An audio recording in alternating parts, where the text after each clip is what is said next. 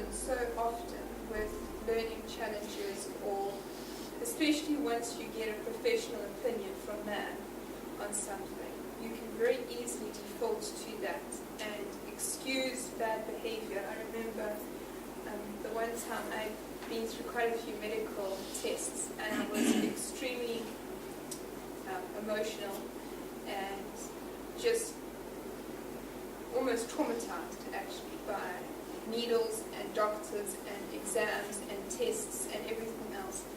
So I was at the end of my tether. I was probably about 11 years old at the time, and my doctor came and sat on the bed and I kicked him with my foot. No, well, first of all, he sat down and he said, Missy, we're going to need to do that lumbar puncture we did this morning. We're going to have to do another one this afternoon. Now, I mean, you've just been through a lumbar puncture, which is quite a procedure for an 11-year-old. For anybody around. And now he sits on her bed and he informs her he has to do another one. So she just booted him. Right?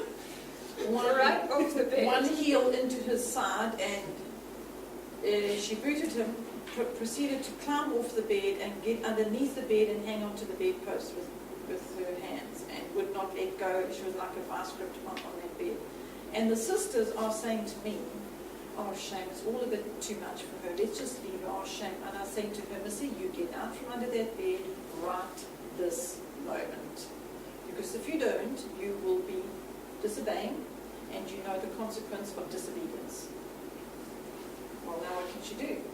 Now the sisters are trying to get mother out of the situation. Shame, leave her. She's already traumatized. You can't be disciplining the poor child at the moment. Let her have her tantrum.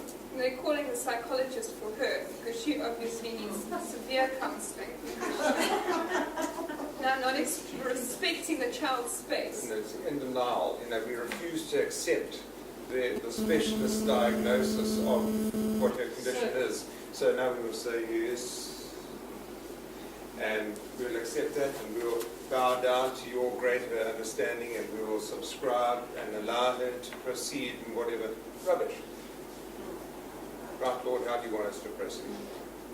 So I tell her that this isn't going to help her, and I'm going to pray for her, and that does she realize, she might not have been aware of it at the time, but does she realize that her actions have caused a bruise in the pediatrician's left side, and that she's going to need to apologize for that, because that's not the way you behave. And even though we won't do the lumbar puncture today, if it's all just too much for you, we will work through this. I'll work through it with her. And she wrote a letter to the pediatrician. Dear Dr. Nasa, my mother says that I must be sorry for kicking you in the side. The reason why I kicked you, I said, no, Missy, now you're just excusing yourself, you're making excuses for the behavior, that won't do. Write the letter again. Try again, start again. You have to have a heart of repentance towards a behavior that, okay, we'll do it again, let's try it again. But she couldn't write, of course, at that stage, so she had to dictate, and she's dictating, I'm writing the letter.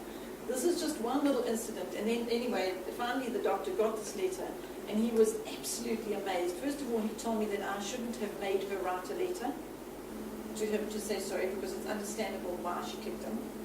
So I said, but if we don't teach her from now,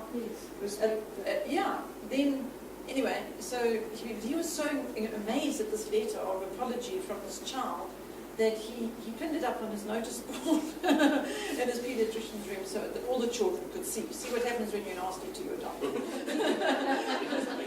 Your mother's going to make you write a sorry letter. When you bring the correction, don't bring it as an accusation to the child.